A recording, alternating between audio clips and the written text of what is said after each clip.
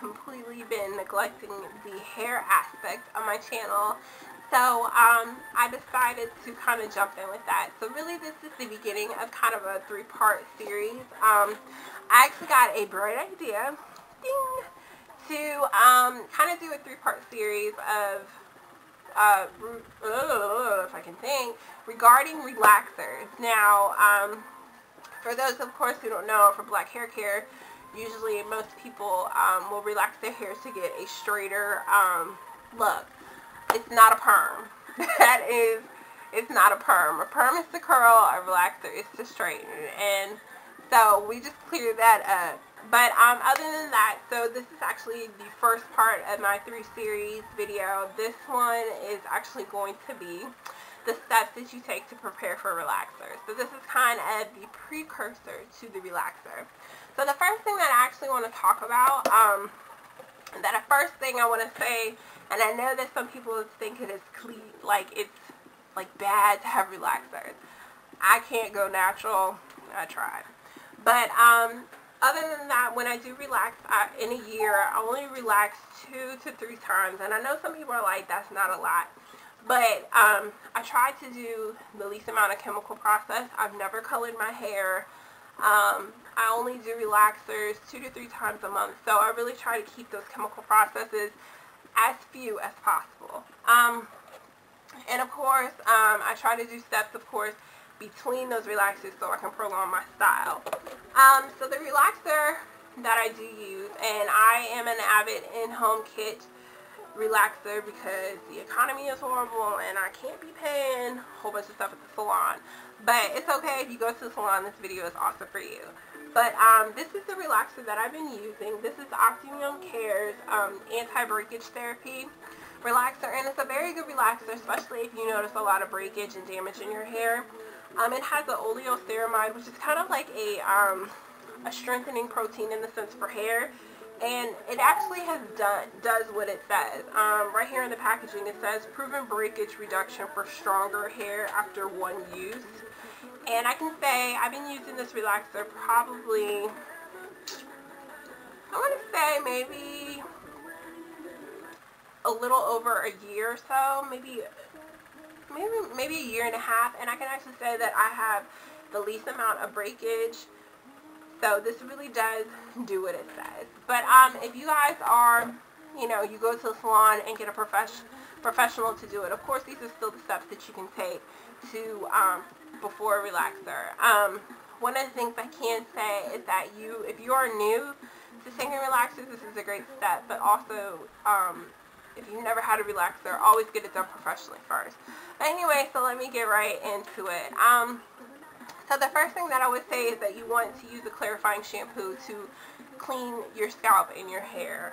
You want to usually do this about 4 to 7 days before you have your relaxer. The reason being, of course, when you wash your hair, you're kind of scratching the scalp and stuff and messing with the hair. You don't want to do that. So you want to give yourself a little window frame of time in between the day of your relaxer and when you wash your hair. So I would say about 4 to 7 days. So if I know that my relaxer is going to fall on a Monday, I'll wash my hair either the previous Monday or 4 days before the relaxer. So of course when you shampoo, of course you want to condition.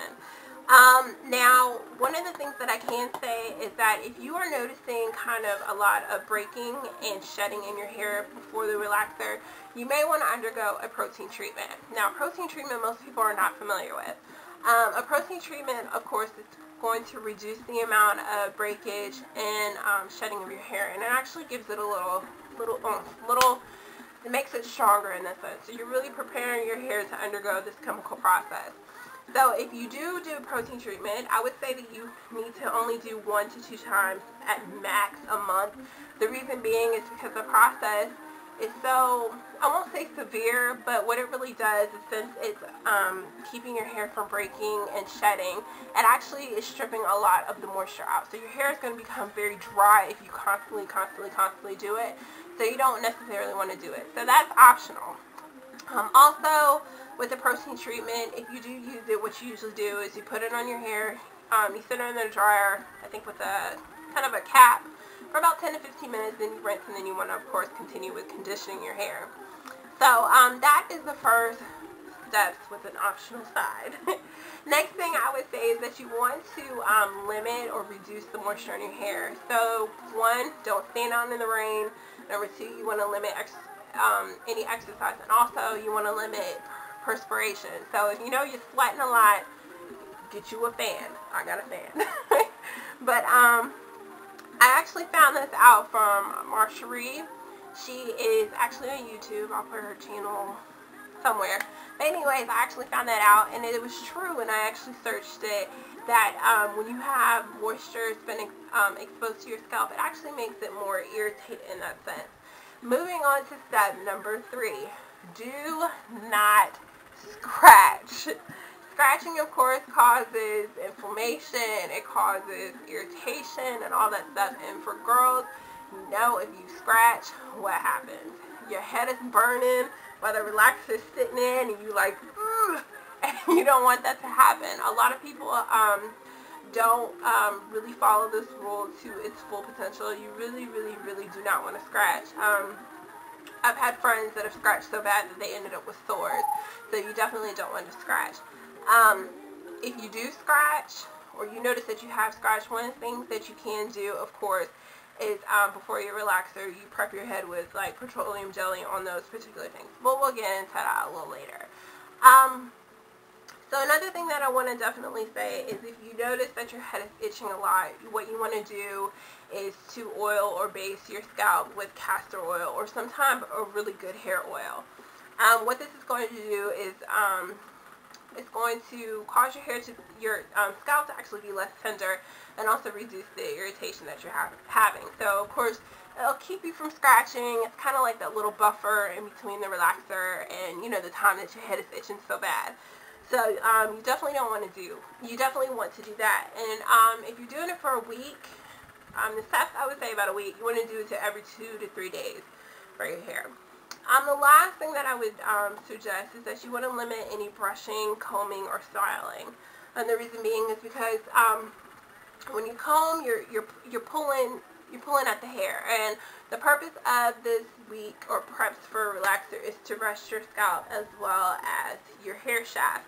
So girls, if you wrap your hair at night to maintain your style, usually 4 to 7 days, you want to take that wrap out. And don't wrap that. The reason being is because the wrap, of course, tends to pull at your hair, and it can cause irritation of your scalp, as well as pulling too much on the hair shaft. Now, if you have to style your hair, the best thing to do is to use your fingers. I usually will go through my hair with my fingers like this, but I have to style it, so to speak. If you do what I do, I pull it back. But I only do it in a loose ponytail or bun in that sense. So those are some of the steps that you can take, of course, before a relaxer. So I hope you guys found this video to be useful. All of the steps that I talked about will be listed in the description box. Just click on more info like always. If you guys have any questions or comments down there, and remember to look out for part 2, which is the steps to take during a relaxer. So I'll see you guys soon. Bye!